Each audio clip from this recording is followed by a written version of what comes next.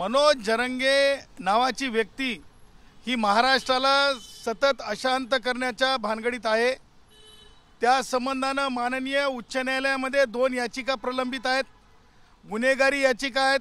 ह्या गुन्हेगारी याचिकांमध्ये त्यांच्या एकूण गुन्हेगारी कारकिर्दीचा कित्ता त्याच्यामध्ये रेखाटलेला आहे आणि त्या संबंधाने माननीय उच्च न्यायालयाने अनेक आदेश पारित केलेले आहेत। त्याच्यात खास करून शांतता व सुव्यवस्था भंग न झाली पाहिजे, त्यात खास करून स्वतःच्या उपोषणाच्या उपवासाच्या नावाखाली ज्या काही गोष्टी घडत होत्या त्या घडल्या नाही पाहिजेत। त्यात खास करून मुंबईमध्ये येण्याच्या संदर्भातली कारवाई असेल, त्यात खास करून ज्या प्रकारे मनोज जरंगेंनी ह्या मागच्या काही दिवसांमध्ये रस्ता रोको शाळा चालू असताना, शाळेच्या परीक्षा चालू असताना, महाविद्यालयाच्या परीक्षा सुरू असताना महाराष्ट्राला थांबवण्याचं, अशांत करण्याचं काम चालवलेलं आहे। ह्या सगळ्या बाबीच्या संदर्भानं मान्य उच्च न्यायालयाचे आदेश आहेत, निर्देश आहेत, निरीक्षण आहेत। हे असताना पुन्हा एकदा जरंगे हम करे सो कायद्याप्रमाणे जो तिथून अंतरवलीतून निघून अमुकाच्या घरी जातो, तमुकांच्या घरी जातो आणि बघा काय होतंय, मी जीव देतो, ह्या प्रकारची भाषा बोलून समाजाला उत्तेजित करत आहे। रस्त्यावर लोक यावं या भानगडीत आहे। याच्या मागचा पूर्णतः राजकीय हेतू आहे। राष्ट्रवादी काँग्रेसचे वयोवृद्ध पुढारी शरद पवार असतील किंवा त्यांचं राजकारण असेल, या अँगलनी सुद्धा तपास होणं आवश्यक आहे।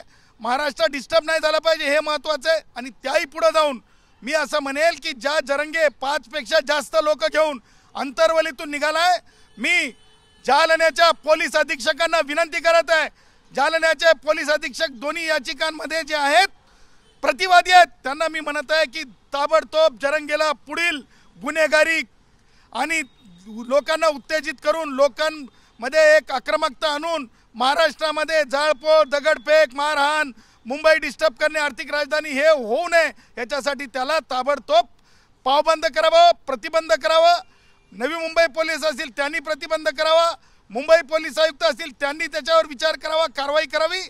आणि सन्माननीय पोलीस महासंचालकांनी सुद्धा आता हीच वेळ आहे की लॉ इंटू मोशन आणला पाहिजे, क्रिमिनल लॉ इंटू मोशन आणला पाहिजे आणि जरंगेला अटक केली पाहिजे, जरंगेला अटक केली पाहिजे।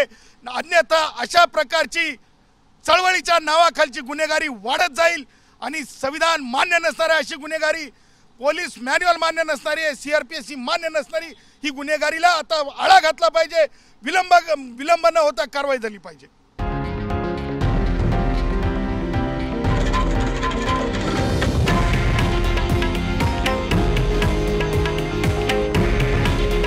हे आहे देशातील नंबर 1 न्यूज नेटवर्क आणि आपण पाहत आहात TV9 मराठी। काळजी तुमची, हित महाराष्ट्राचं।